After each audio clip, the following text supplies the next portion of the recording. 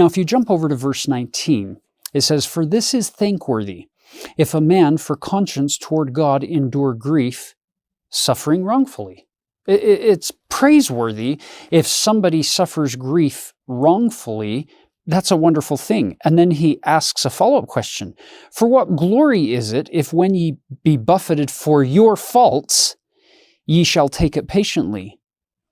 In other words, if I break the law and then get punished by the law and I take it well, he's saying, well, yeah, you should take it well. You broke the law. But he's talking to a whole group of people who more often than not are being punished for things that they didn't deserve to be punished for. But based on the world's judgment, that punishment is being meted out. Look at the last part. "But if when ye do well and suffer for it, and ye take it patiently, this is acceptable with God." But I think one of the underlying messages of that concept in verse 19 and 20 is, endure all punishment and all suffering to the best of your ability, and whether you deserve it or not. I think that's kind of implied in all of here.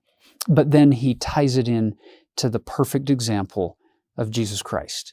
And he even sets that up in verse 21. "For even hereunto were ye called, because Christ also suffered for us, leaving us an example that ye should follow his steps."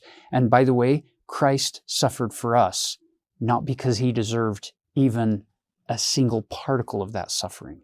He deserved zero suffering, and instead he received infinite suffering, and he endured it well. So he, once again, is the great exemplar here.